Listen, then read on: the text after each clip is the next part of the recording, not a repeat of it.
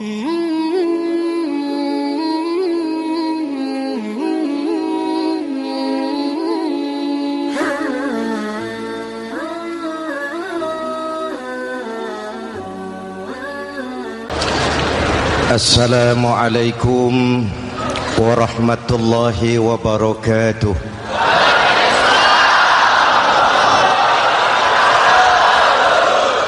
Alhamdulillahillazi ja'ala Ramadhana syahra siyami lil mu'minin. Wassalatu wassalamu ala asyrafil mursalin Sayyidina Muhammadin wa ala alihi wa sahbihi ajma'in, amma ba'du. Para ulama yang saya muliakan, para pejabat baik sipil maupun militer yang saya hormati, alhamdulillah malam ini atas izin Allah, mudah-mudahan yang kita laksanakan ini merupakan bagian dari amal ibadah kita di bulan suci Ramadan ini. Hadirin, reformasi terbesar adalah reformasi yang dilakukan oleh baginda Nabi besar Muhammad sallallahu alaihi wasallam. 23 tahun merombak satu bangsa biadab menjadi bangsa beradab, merombak umat yang terpecah belah menjadi umat yang bersatu, merombak masyarakat yang tenggelam dalam kemusyrikan menjadi umat yang bertauhid. Reformasi besar apa yang dilaksanakan oleh Rasul dan apa hubungannya dengan kita sekarang? Ini yang ingin saya sampaikan malam ini. Pertama, beliau melaksanakan reformasi akidah, membebaskan manusia dari kemusyrikan, menyelamatkan manusia dari ketergantungan kepada benda. 13 tahun beliau berjuang di kota Makkah hanya untuk menanamkan la ilaha illallah Muhammadur Rasulullah. Dari sana segalanya dimulai, meletakkan fondasi. Saya yakin tidak ada Tuhan selain Allah dengan seluruh konsekuensinya. Kalau saya yakin tidak ada Tuhan selain Allah, maka saya tidak akan menyembah kecuali hanya kepada Allah. Orang yang benar fondasinya, benar sujudnya. Jelas? Kalau saya yakin tidak ada Tuhan selain Allah, saya tidak akan minta rizki kecuali hanya kepada Allah. Orang yang benar fondasinya, jauh dari korupsi, jauh dari judi.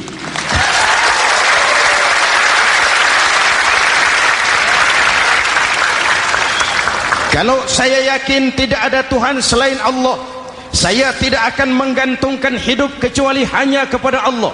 Saya tidak akan melarikan persoalan kecuali hanya kepada Allah. Saya tidak akan pernah takut kecuali hanya kepada Allah. Saya tidak akan minta tolong kecuali hanya kepada Allah. Inilah generator yang membangkitkan seluruh nilai-nilai amal kita. Kita puasa, kita sujud, kita jihad, itu kan karena nilai iman. Betul? Imannya tidak kelihatan, yang kelihatan gejalanya. Mic ini berbunyi karena ada strom. Percaya apa tidak? Kelihatan stromnya? Kok tahu ada strom dari mana? Dari bunyi. Ada suaranya itu, ada stromnya. Kenapa? Bunyi. Lampu menyala karena ada strom. Kipas angin berputar karena ada strom. Betul? Jadi kalau ada strom bunyi dong. Kalau ada strom lampunya nyala dong. Kalau ada strom kipas anginnya muter dong. Artinya apa? Kalau ada iman sujud dong. Kalau ada iman, jihad. Udah, dangdong.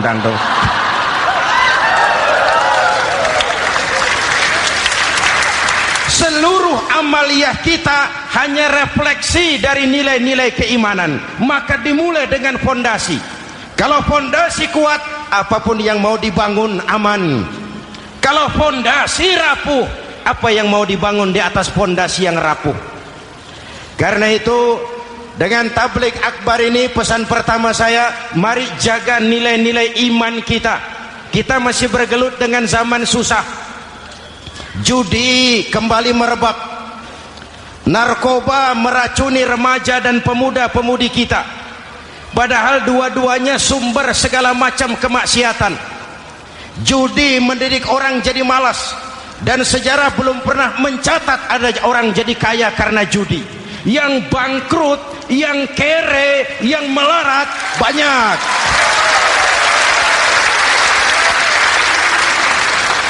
Makanya saya bersyukur di sini nggak ada yang judi. Nggak ada, mana saya nggak lihat di sini. Entahlah kalau di luar sini.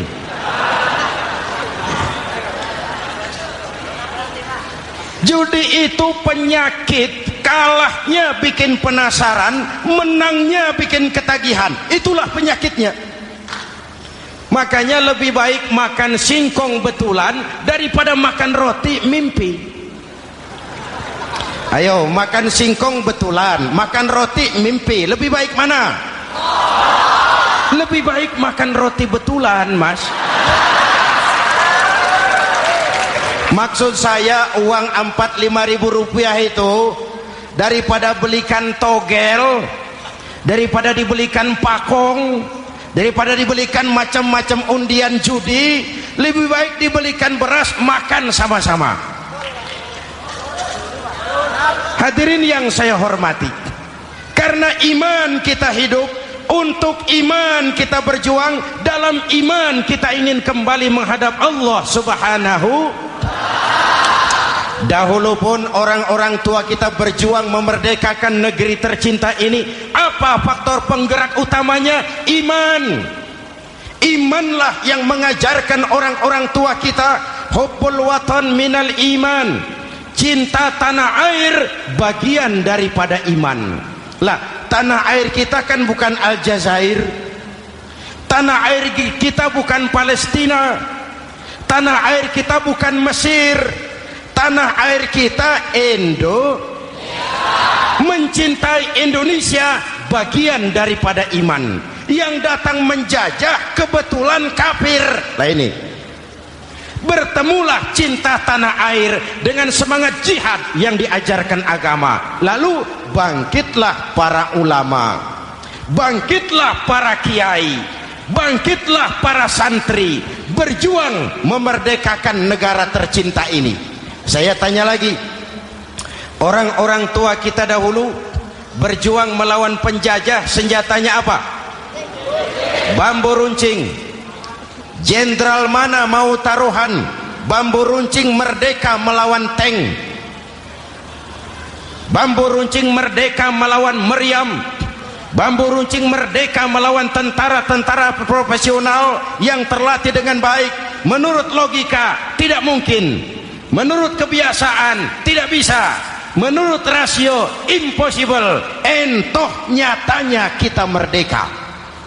Lalu para pendiri Indonesia dengan jujur mencantumkan dalam mukaddimah Undang-Undang Dasar Negara kita kalimat yang berbunyi, dengan berkat rahmat Allah yang Maha Kuasa.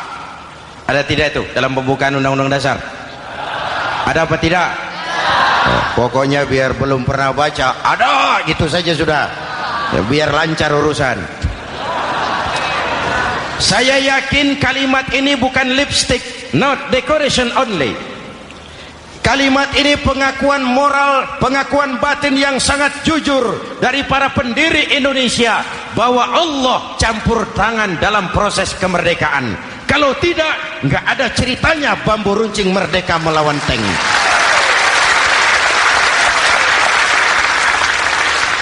Kalau dulu iman iman untuk merebut kemerdekaan, sekarang iman untuk mengisi kemerdekaan. Betul? Betul? Karena itu jaga nilai-nilai iman, jangan tidur. Kita sudah berhasil melaksanakan pemilu, sidang umum MPR sudah digelar, pemerintahan baru sudah terbentuk. Itu kita pilih bersama, kita dukung bersama. Mendukung itu tidak harus selalu iya. Kula nuwun semohon dawuh kumaha juragan wae oke bos. Mendukung tidak harus selalu iya. Mendukung juga memberikan saran, kritik, perbaikan. Kenapa? Di mana-mana di dunia ini kekuasaan cenderung mau menang sendiri. Kekuasaan cenderung untuk korup. Karena itu kalau kita cinta kepada pemerintah, kita harus mengawasi jalannya pemerintahan kita ini.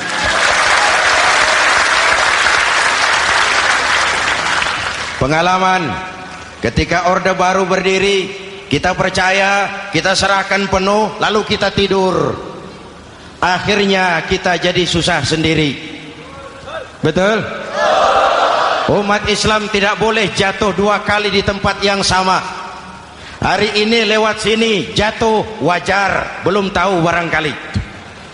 Besok lewat sini lagi jatuh lagi, goblok tenan gitu. Masa jatuh dua kali di tempat yang sama itu bagaimana? Hadirin yang saya hormati, nilai-nilai iman, intan paling mahal, mutiara paling berharga, tidak lain nilai iman. Imanlah yang menyebabkan kita gembira menyambut datangnya Ramadan, menyingsingkan lengan baju, menghamparkan sajadah, melakukan pendekatan yang intens kepada Allah. Kenapa? Kita mengerti nilai Ramadan. Tempo hari saya berikan contoh. Di tangan kanan saudara ada berlian, harganya 50 juta. Di tangan kiri saudara ada rumput seikat. Berlian dan rumput ini taruh di depan kambing. Kira-kira mana yang diambil kambing? Rumput, dasar kambing. Kambing tidak ngerti nilai berlian. Padahal kalau kambing sedikit mau pakai otak. Kalau berlian yang saya ambil, kata kambing, lalu saya bawa ke pasar, kemudian saya jual, harganya 30 juta, lalu dibelikan rumput, dapat rumput sekabupaten. Tapi kambing tidak ngerti nilai berlian. Yang kambing tahu cuma rumput. Kenapa? Hidup kambing cuma melayani perut. Maka kata Imam Ali karramallahu wajhah, orang yang hidupnya hanya untuk melayani perut,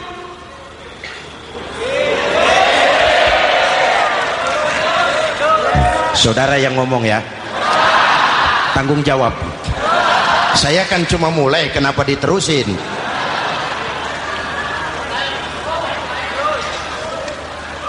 Hadirin yang saya hormati, jaga iman baik-baik, wariskan kepada anak-anak kita. Mereka harapan kita semua.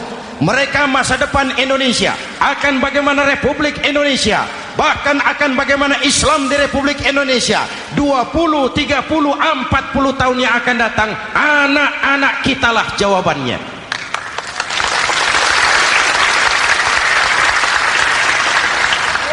Mereka mau jadi apa, persilahkan, asal iman merupakan landasan hidupnya. Anak-anak kita boleh jadi jenderal asal jenderal beriman, boleh jadi pejabat, pejabat beriman, jadi pengusaha, pengusaha beriman. Kalau iman landasannya aman. Jadi pengusaha, pengusaha beriman, insya Allah timbangannya tidak curang, ekonomi lancar, masyarakat tenang. Jadi petani, petani beriman, insya Allah tidak menggarap tanah yang bukan miliknya.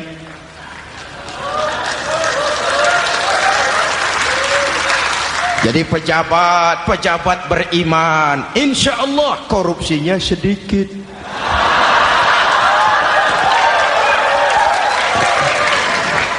Jadi jenderal, jenderal beriman, insya Allah berjuangnya bersama ulama, bukan nangkepi ulama.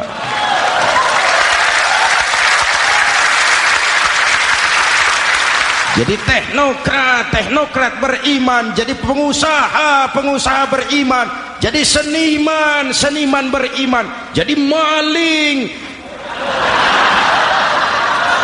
Nggak ada, mana ada maling beriman. Kalau iman landasannya, insya Allah aman. Ini yang pertama. Yang kedua, baginda Nabi melaksanakan reformasi sosial. Berupa apa?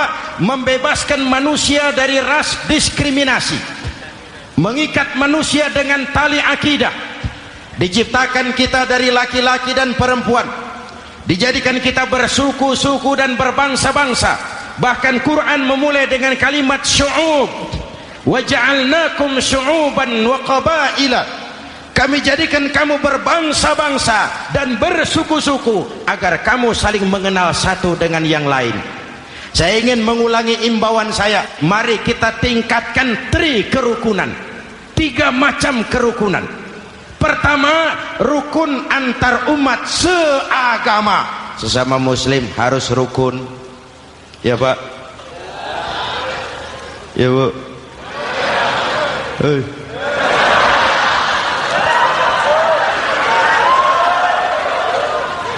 Malam ini saya tidak merasa sebagai tamu di sini. Saya hanya keluarga di tengah-tengah keluarganya.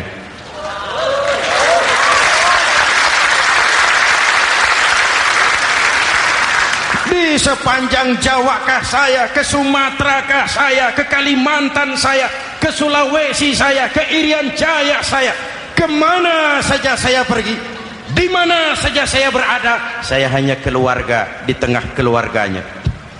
Sebagai muslim kita terikat akidah, sebagai bangsa kita punya komitmen, kita ingin bersatu nusa, satu bangsa, satu. Inilah kita. Hadirin yang saya hormati, rukun antar umat seagama. Hura-hura pemilu sudah lewat, ekses-eksesnya harus kita hilangkan. Boleh jadi kemarin-kemarin karena berbeda kaos sama teman gak teguran.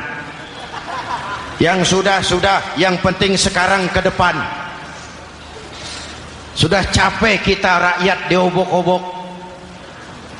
Sudah datang saatnya kita meluruskan saf, merapatkan barisan, menggalang semangat kebersamaan. Rukun antar umat seagama. Begitulah malam ini saya hadir di tengah keluarga sendiri. Yang mengikat kita apa? Akidah. Di masjid kita ditemukan, dan inilah simbol kehidupan umat. Tadi kita sholat isya dan tarawih di sini, menghadap ke arah yang sama, menyembah Allah Tuhan yang sama, melakukan gerak yang sama, membaca bacaan yang sama, dengan bahasa yang sama. Betul? Tapi kita datang dari segala penjuru. Kita datang dari sebelah lor, sebelah kidul, sebelah wetan, sebelah kulon. Di sini di masjid ini kita menghadap ke arah yang sama. Kita yang hadir di sini boleh jadi ada yang dari Sumatera, Kalimantan, Sulawesi, Irian Jaya, tapi kita adalah Indonesia. Jelas? Jelas? Saya sering kasih contoh, coba kalau sholat pakai bahasa masing-masing, ramai masjid, bingung malaikat. Ini Indonesia ramai karena tiap provinsi sholat pakai bahasa masing-masing. Kalau Riau bicara sendiri, Ambon bicara sendiri, Aceh bicara sendiri, Irian bicara sendiri, ramai masjid. Jelas? Jelas? Yang imam pakai bahasa Indonesia, takbir, Tuhan yang maha besar. Gagah sekali, bingung malaikat. Kembali kita kalau sholat pakai bahasa masing-masing. Betapa ramainya masjid. Itu cermin dari bangsa yang tidak bisa menjaga kesatuan dan persatuan. Uni Soviet almarhum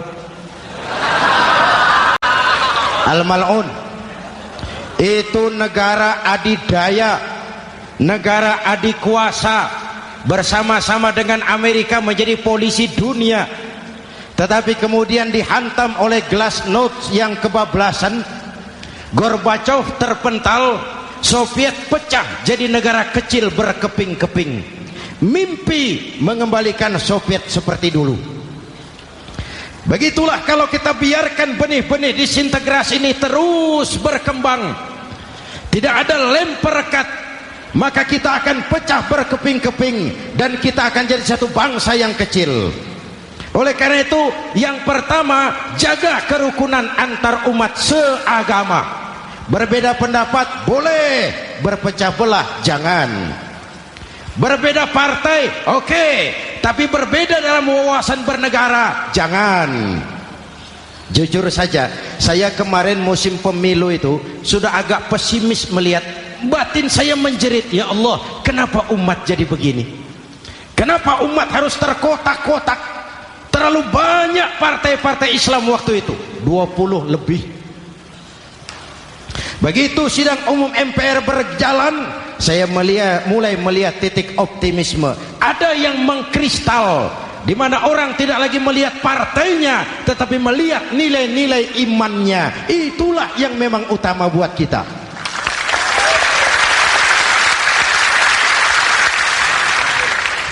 Ini yang pertama, rukun antar umat seagama. Yang kedua, rukun antar umat beragama. Beberapa hari yang lalu ada kejadian yang mengenaskan di Jakarta Timur, Cipayung. Peristiwa penyerbuan Yayasan Dolos. Hadirin yang saya hormati, kita tentu menyesalkan kejadian itu. Kita tidak bisa menyetujui tindakan main hakim sendiri. Kita berharap pemerintah bukan hanya bisa menangkap pelakunya, tapi juga yang tidak kalah pentingnya mengusut akar permasalahannya. Kenapa itu terjadi? Kalau cuma pelakunya yang ditangkap, akar permasalahannya tidak selesai, saya khawatir terulang lagi di tempat lain. Inilah yang terpenting, menjaga kerukunan antar umat beragama, saling menghormati, saling menghargai. Jangan melakukan kamuflase, jangan melakukan tindakan-tindakan yang rawan dan peka. Misalnya umat Islam membangun masjid di tengah perkampungan orang Kristen, padahal tidak ada Islamnya di situ. Itu bisa menimbulkan kerawanan. Atau sebaliknya, membangun gereja di tengah perkampungan umat Islam yang tidak ada Kristennya di situ.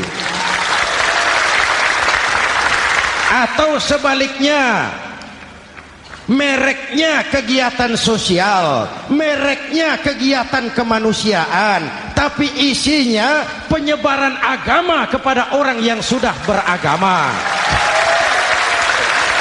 Itu pun bisa menimbulkan kerawanan. Jelas? Maka yang besar jangan mau menang sendiri, yang kecil harus tahu diri. Jelas? Mari saling menghormati, mari saling menghargai dalam batas lakum dinukum. Menangkap pelakunya penting, mengusut akar permasalahannya itu pun tidak kurang pentingnya.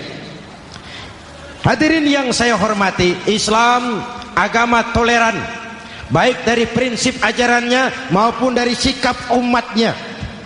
Islam agama yang rahmatan lil alamin. Kita punya kewajiban untuk membuktikan bahwa Islam bukan merupakan ancaman. Islam adalah alternatif. Islam adalah solusi. Islam bukan ancaman. Yang hadir di sini bukan perusuh, bukan umat biang kerok. Ini umat yang cinta damai.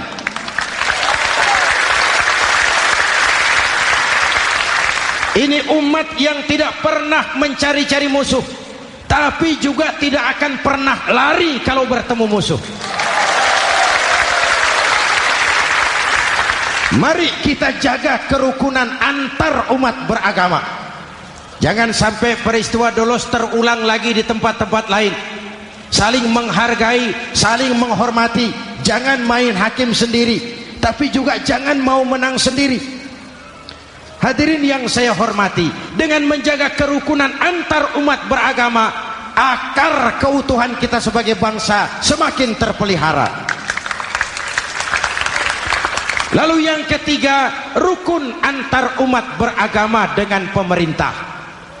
Tadi kita sholat di sini ada imam, ada makmum, betul? Kalau makmum siapa saja boleh, Mas. Tidak ada pemilihan makmum. Fikih itu ketat kalau sudah memilih imam. Nih makmum siapa saja. Pak, itu orang pemabuk itu, boleh jadi makmum. Suka mencuri, Pak, boleh jadi makmum. Bacaannya tidak fasih, boleh jadi makmum. Ketinggalan 1 rakaat, boleh jadi makmum. Tapi tidak tiap orang boleh jadi imam. Kenapa? Imam mau mimpin orang banyak. Kalau dia bodoh, bagaimana nasib makmumnya?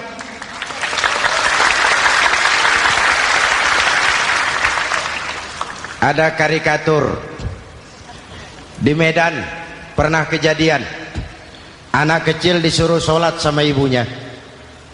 Nak, sholat kau. Aku tak pandai sholat, mak. Si Ucok rupanya ini. Kata ibunya, sudahlah, kau ikuti saja bapakmu tuh. Apa yang bapak mau kerjakan, kau ikuti sajalah. Jadilah, mak, kalau ikut saja bisa laku. Berangkatlah anak ini kan, sholat di belakang bapaknya, jadi makmum. Sholat di balai bambu, tidak pakai tikar. Bangun sujud, hidung bapaknya terjepit bambu. Karena sakit dan kaget, refleks bapak ini teriak, aduh. Anak di belakang ingat pesan maknya, ikuti saja bapakmu. Si anak ini malah pakai irama, aduh.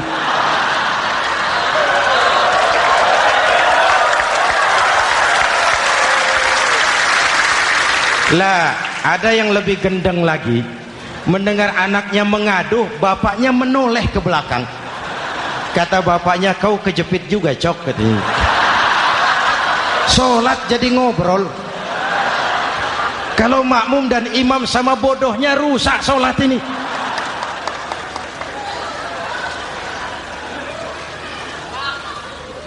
Hadirin yang saya hormati, rukun antar umat beragama dengan pemerintah, pemerintah yang legitimate, yang dihasilkan lewat proses demokrasi. Benarnya kita dukung, salahnya kita tegur, kita kritik, kita perbaiki, kita berikan saran-saran yang baik. Sekali lagi, jangan tidur. Sudah lewat masanya. Kemarin-kemarin kita menghadapi satu masa yang penuh krusial. Sudah datang saatnya kita bersama-sama bahu-membahu mengatasi kesulitan besar yang tengah kita hadapi sekarang ini. Dengan 3 kerukunan ini, insya Allah keutuhan kita sebagai bangsa akan lebih terpelihara. Ini reformasi kedua. Dalam konteks kita sekarang, menjaga semangat kebersamaan. Saya sering mempopulerkan di masyarakat kita, umat Islam bangsa Indonesia seperti 5 jari ini. Kalau kompak, apa yang tidak terpegang? Tapi kalau berpecah belah, apa yang mau dipegang? Yang ini namanya ibu jari. Umaro ini, pemerintah. Kerja apa saja kalau sudah diginikan pemerintah, lumayan. Diginikan kiamat, Mas. Legalitas. Umaro. Yang ini telunjuk, alat untuk menunjuk. Ini orang yang punya uang, orang kaya, para pengusaha, investor. Kita perlu untuk memulihkan roda perekonomian kita. Di mana-mana kalau orang sugih nunjuk, lancar urusan, Pak. Coba kita yang melarat nunjuk-nunjuk ini, nggak laku, Pak. Makanya kata orang, serba salah jadi orang susah, tapi lebih susah jadi orang serba salah. serba salah jadi orang susah, tapi lebih susah jadi orang serba salah. Telunjuk. Yang ini cari tengah lah ini. Di tengah dia, ke kanan tidak, ke kiri tidak. Milik semua golongan ini, netral. Siapa ini? TNI. Siapa ini? Cendekiawan. Siapa ini? Ulama idealnya itu. Milik semua, tidak kemana-mana, tapi ada di mana-mana. Nggak bisa diajak suitan ini. Nggak ada anak-anak main kelereng suitnya begitu, itu nggak ada.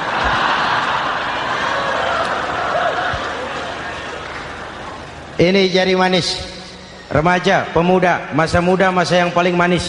Semua harapan milik pemuda.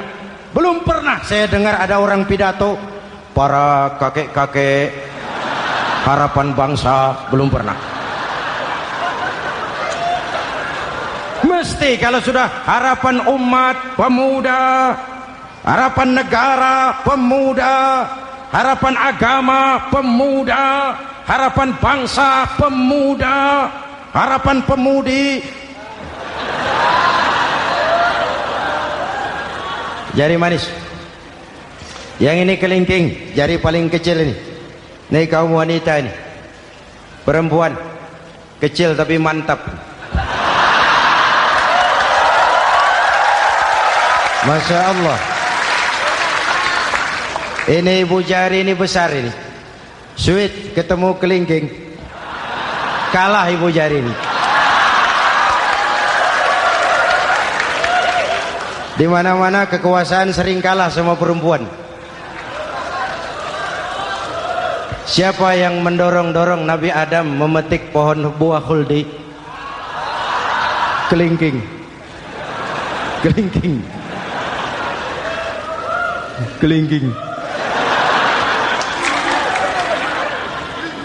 Julius Kaisar tunduk kepada Cleopatra. Siapa Cleopatra? Kelingking.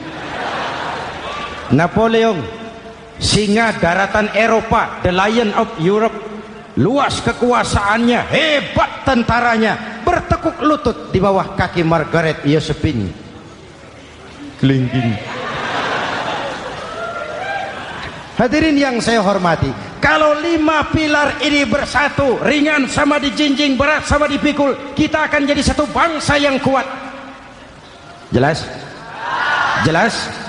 Dengan Ramadan, dengan tabligh akbar malam ini, mari kita jaga semangat kebersamaan. Saya selalu mengingatkan, sekarang lebih banyak tukang kompor daripada tukang lem. Lebih banyak tukang kompor daripada tukang lem. Hangati sana, sulut sini, bakar sana, panasi sini. Terbakar kita, dia lari tepuk tangan, dan kita yang rugi. Jelas? Jelas? Ini hal yang kedua. Reformasi sosial mengikat manusia dengan tali akidah, mempersaudarakan manusia dari manapun orang datang, apapun warna kulitnya, dari suku apapun ia dilahirkan, kalau akidahnya sama, itulah saudara kita.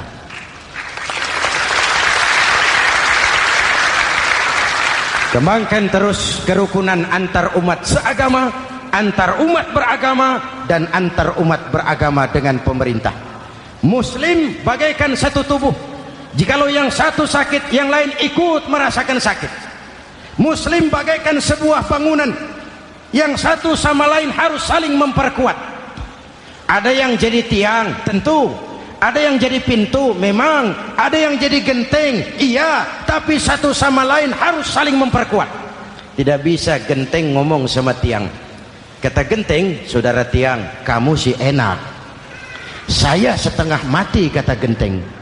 Hujan kehujanan, panas kepanasan, kadang-kadang anak-anak nakal saya dilontari batu, kata genteng.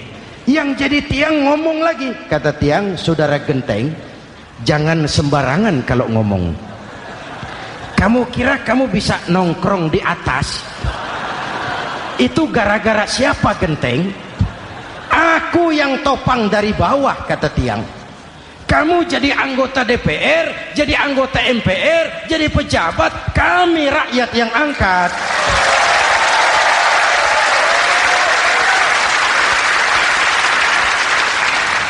Jangan waktu di bawah rajin ngamalkan ayat kursi, dapat kursi lupa sama ayat.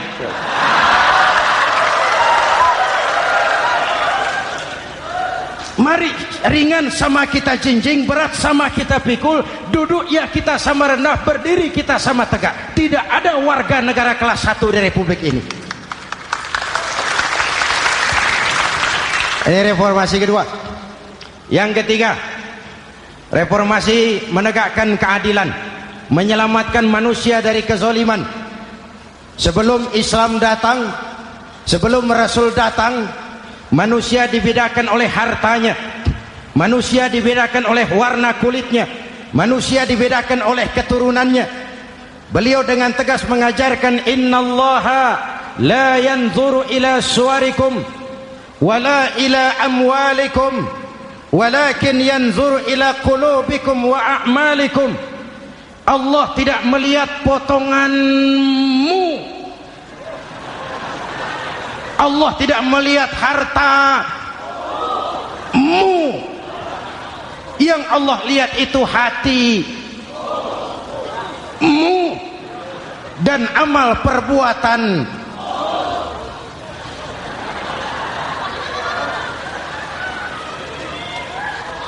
Perjuangan menegakkan keadilan. Hadirin yang saya hormati, itulah yang menyebabkan reformasi kita menggelinding, menuntut keadilan, baik keadilan di bidang politik, keadilan di bidang ekonomi, keadilan di bidang hukum. Nabi pernah mengingatkan, hakim, kata Nabi, itu ada 3 macam. Al-qudatu salasatun. Hakim ada 3 macam. 1 di surga, 2 di neraka. Hadirin yang saya hormati, siapa yang hakim ke surga itu? Ada hakim yang tahu tentang kebenaran, lalu siap melaksanakan kebenaran itu, menghukum dengan kebenaran apapun resikonya, walaupun dimusuhi atasannya, walaupun bertentangan dengan nuraninya, karena itu orang yang dia sukai, tapi dia tetap melaksanakan hukum. Hakim yang mengerti tentang kebenaran sesuatu lalu melaksanakan hukum dengan kebenaran itu yang akan sampai ke surga.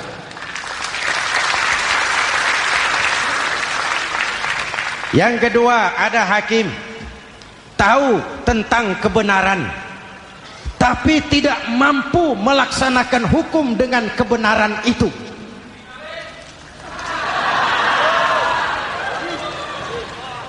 Tahu sesuatu itu benar tetapi tidak punya nurani untuk membela kebenaran, mengetahui kebenaran tapi tidak berdaya untuk memperjuangkan kebenaran.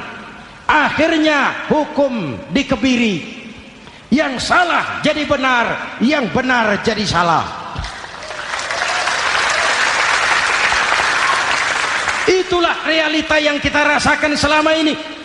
Yang baca Quran dengan suara merdu dapat piala, yang mengamalkan Quran dengan konsekuen dapat penjara,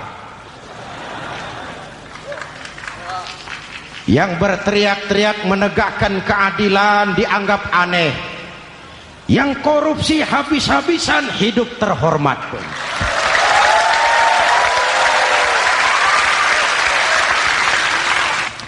Jadi yang kedua tadi hakim yang tahu kebenaran tetapi tidak mampu melaksanakan hukum sesuai dengan kebenaran, diperkosanya kebenaran, ditekannya hati nuraninya, sehingga ini yang mengakibatkan terlukanya perasaan keadilan. Yang ketiga lebih celaka lagi, ada hakim yang tidak mengerti tentang kebenaran lalu melaksanakan hukum dalam ketidakmengertiannya, bodoh melaksanakan hukum dalam kebodohan. Itu pun menyebabkan orang masuk neraka. Na'udzubillah. Hadirin yang saya hormati, reformasi yang dilaksanakan Rasul berjuang menegakkan keadilan setelah membebaskan manusia dari ras diskriminasi. An-nas kulluhum li Adam wa Adam min turab, la fadla li arabiyyin ala ajamiyyin illa bitaqwa. Seluruh manusia berasal dari Adam. Adam diciptakan dari tanah, dan tidak ada kelebihan Arab dengan yang bukan Arab kecuali dengan takwanya. Nah, saya masih ingat sebuah cerita. Mau dengar? Mau dengar? Pada waktu Umar bin Khattab radhiyallahu anhu menjadi khalifah, menjadi Amirul Mukminin, itu yang jadi gubernur di Mesir adalah Amr bin As.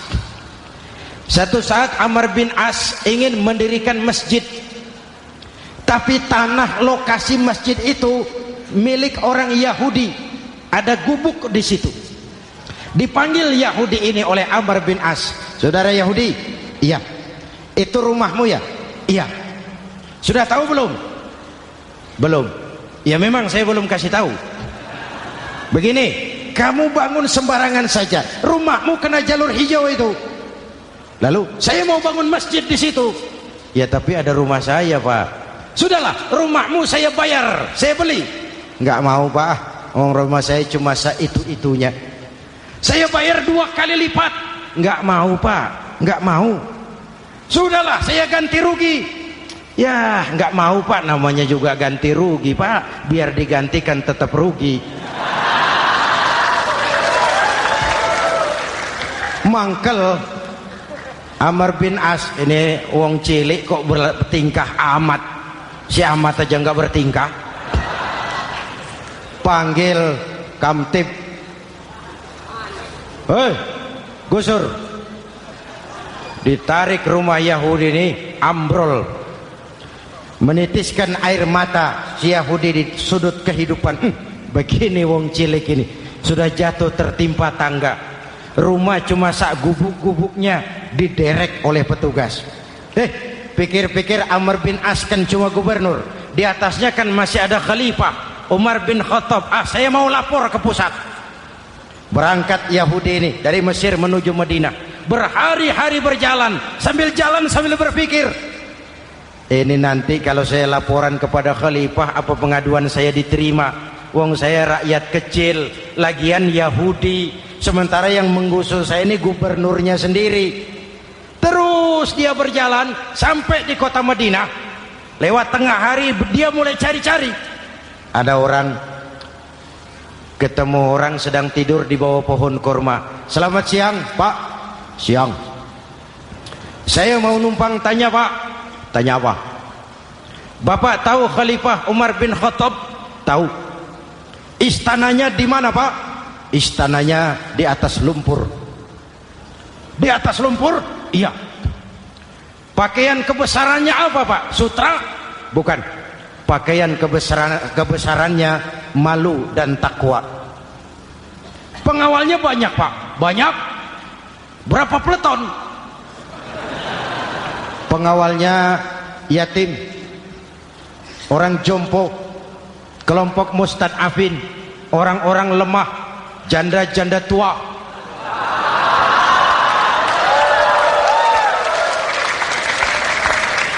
Itu pengawalnya. Pakaian kebesarannya malu dan takwa. Pengawalnya orang-orang lemah, tidak berdaya. Kok begitu, Pak? Begitulah Umar bin Khattab. Orangnya sekarang di mana, Pak? Di depan kamu. Jadi Bapak, iya. Bapak, iya. Saya Umar. Ada apa, Mas? Oh, yang datang dari Semarang waktu itu. Gini loh, Pak, saya mau menuntut keadilan. Keadilan kenapa? Gubernur Bapak Amr bin As itu, Pak, zalim. Kenapa dia? Gubuk saya main tarik saja, runtuh. Saya nggak punya rumah lagi, wong saya ini golongan makmur, cuma rumah sama sumur. Lalu untuk apa? Katanya dia mau bangun masjid di situ, Pak. Dipaksanya rumah kamu ditarik sampai runtuh. Iya. Yahudi? Ya, Pak. Itu ada tempat sampah ya. Betul, Pak. Di situ banyak tulang unta. Coba kau cari satu tulang unta bawa ke sini. Bingung Yahudi. Pak, saya jauh-jauh dari Mesir ke sini ini mau cari keadilan. Kalau tulang unta di Mesir juga banyak, Pak.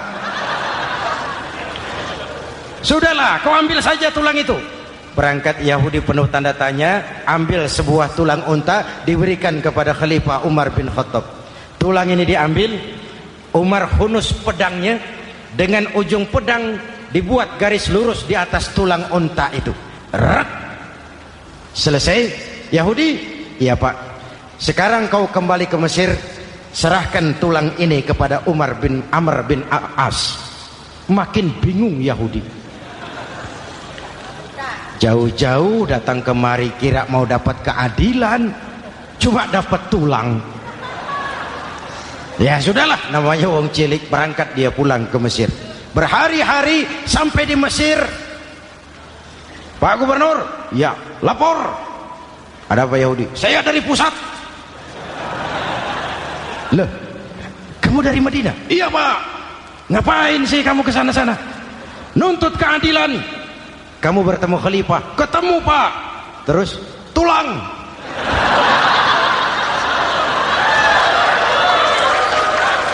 Ini loh Pak, salam dari beliau, tulang. Apa maksudnya? Aku nggak ngerti lah itu Pak. Yes, go rene. Diambil tulang itu. Amr bin As melihat ada garis lurus dengan ujung pedang, gemetar badannya, keringat bercucuran. Kepala proyek dipanggil. Mas, ini proyek masjid batal, gubuk Yahudi dirikan lagi. Loh Pak, kata kepala proyek, saya kan sudah menang tender Pak.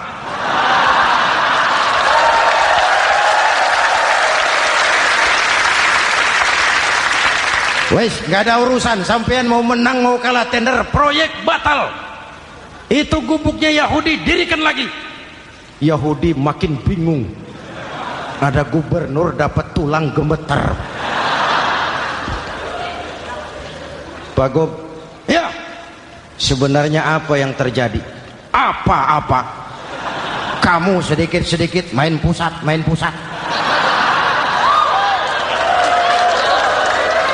Bu, yang ngomong dulu toh. Ya kan awalnya saya sudah ngomong Pak, tapi gubuk saya tetap ditarik. Percuma ya saya ke pusat Pak.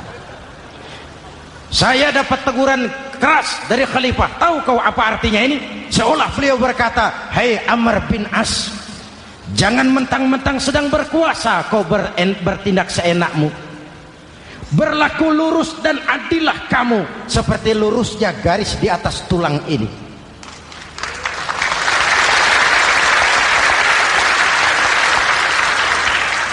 Kalau kau tidak lurus, kalau kau tidak berlaku adil, aku yang akan meluruskanmu dengan pedangku.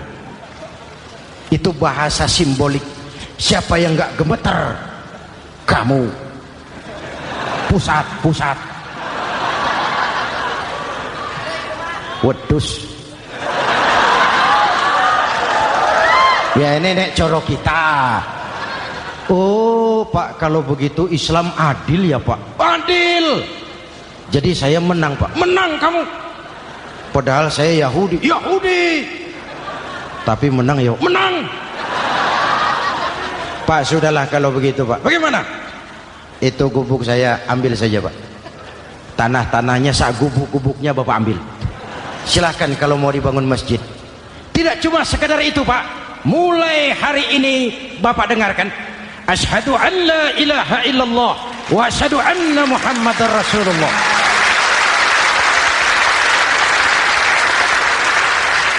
Yahudi bisa menang perkara menghadapi gubernur. Kalau ini terjadi di Indonesia,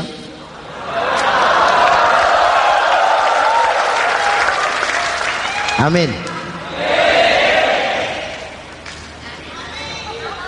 Oke, lalu siapa pemimpin adil itu? Setiap kita kan pemimpin.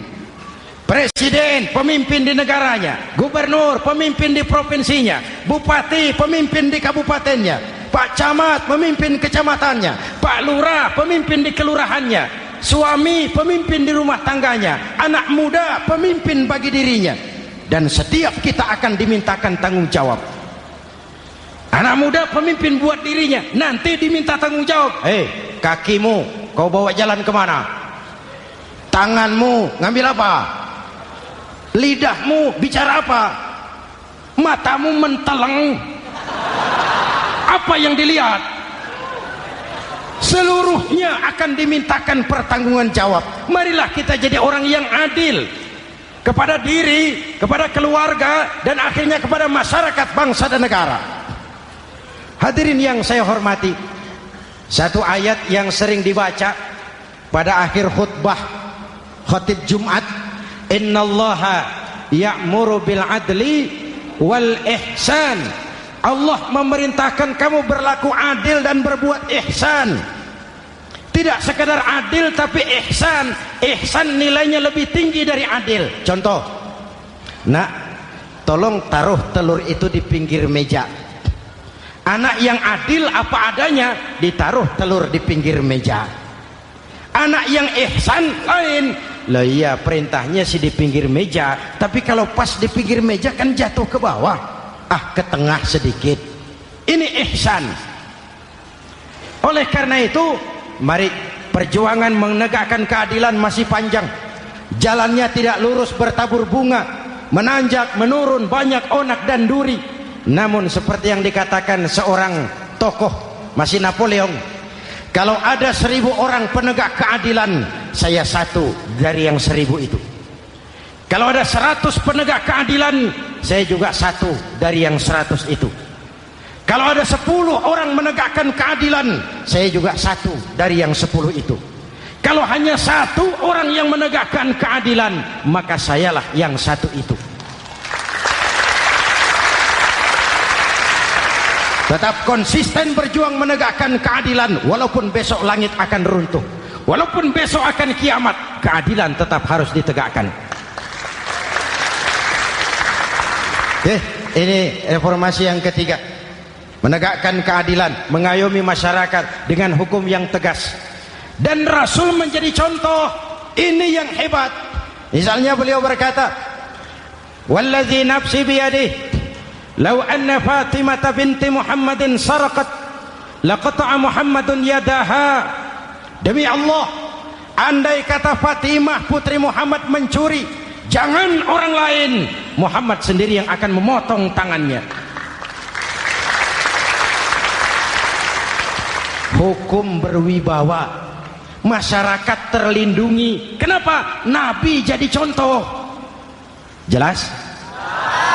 Beliau mengajarkan orang beramal. Kepada putrinya beliau mengatakan apa? I'mali ya Fatimah, i'mali fa inni la ughni anki minallahi syai'a. Fatimah, beramal kau. Fatimah, beramal kau. Fatimah, solat kau. Fatimah, puasa kau. Fatimah, zakat kau. Fatimah, haji kau. Kalau kau tidak beramal Fatimah, aku ayahmu Rasulullah tidak akan sanggup membelamu di akhirat nanti. Ini keadilan. Tidak mentang-mentang putri kesayangan Nabi lalu sudah Fatimah kamu nggak sholat nggak apa-apa, nanti di akhirat ada papi. Jauh dari semangat nepotisme. Putri beliau sendiri ditekankan, i'mali ya Fatimah fa inni la ughni anki minallahi syai'a.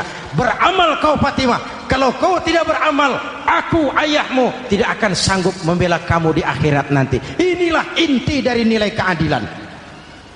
Jauh dari nepotisme, apalagi kolusi. Hadirin yang saya hormati, lalu saya masuk kepada yang keempat. Reformasi keempat yang dilaksanakan oleh baginda Rasul, menyelamatkan manusia dari gaya hidup sekuler, menyelamatkan manusia dari gaya hidup materialis, mengajarkan keseimbangan. Ada hidup sesudah mati, ada akhirat sesudah dunia. Betul? Betul? Kalau saja tidak ada hidup sesudah mati, kalau saja tidak ada akhirat sesudah dunia, persilahkan hiduplah saenae, nek perlu saenae udelmu dewe. Sayang. Ada hidup sesudah mati, ada akhirat sesudah dunia. Ini semua calon-calon jenazah.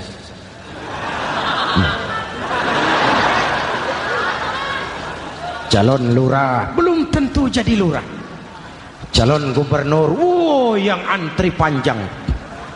Calon menteri, mimpi. Calon jenazah pasti. Betul?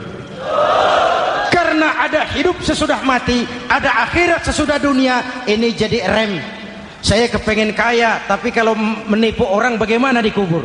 Saya kepengen naik pangkat, tapi kalau memfitnah orang bagaimana di akhirat? Melahirkan disiplin. Tujuan keyakinan akhirat mewarnai cara kita hidup di dunia. Hadirin, mari kita berdoa. Semoga semua yang hadir di sini dikuatkan iman dan Islam, dikokohkan kesatuan dan persatuan, dimurahkan rezeki untuk meningkatkan ibadah. Al-Fatihah. Bismillahirrahmanirrahim. Alhamdulillahirabbil alamin. Arrahmanirrahim. Maliki yaumiddin. Iyyaka na'budu wa iyyaka nasta'in. Ihdinas siratal mustaqim. Siratal ladzina an'amta 'alaihim ghairil maghdubi 'alaihim waladdallin. Amin. Nanti di akhir doa sama-sama kita kumandangkan kalimat tauhid. Bismillahirrahmanirrahim. Amin. Alhamdulillahirabbil alamin. Allahumma salli wa sallim mubarik ala sayyidina Muhammadin wa ala alihi wa sahbihi ajma'in. Allahumma rabbana taqabbal minna salatana wa siyamana wa qiyamana wa takhashu'ana wa ta'abbudana wa tammim taksirana ya arhamar rahimin. Allahumma ja'alna minas su'ada'il maqbulin wa la taj'alna minal ashqiya'il mardudin. Ya Allah, dengan sepenuh perasaan dan pengharapan, dengan segala kerendahan dan kelemahan, kami bermohon kehadirat-Mu. Tautkan hati kami bangsa Indonesia, satukan langkah kami untuk menata hari esok yang lebih baik. Karuniakan kami pemimpin-pemimpin yang takut kepadamu dan sayang kepada kami. Berikan mereka kekuatan zahir dan batin untuk membawa kami rakyat dan bangsa Indonesia keluar dari kesulitan besar ini menuju masyarakat yang adil dalam kemakmuran dan makmur dalam keadilan di bawah naungan ridha-Mu.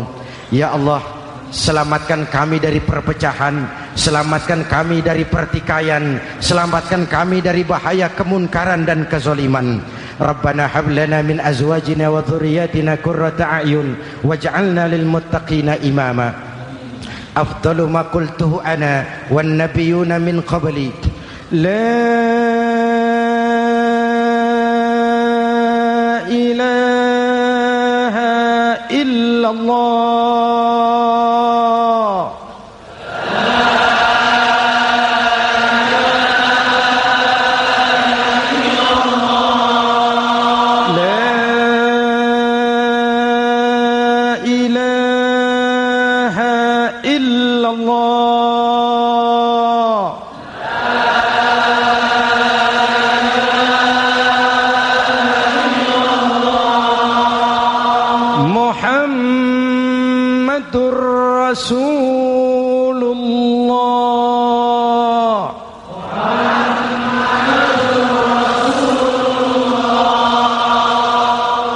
صلى الله عليه وآله وسلم كلمة حق عليها نحيا وعليها نموت وعليها نبعث إن شاء الله من الآمنين. ربنا آتنا في الدنيا حسنة وفي الآخرة حسنة وقنا عذاب النار وآخر دعوانا أن الحمد لله رب العالمين.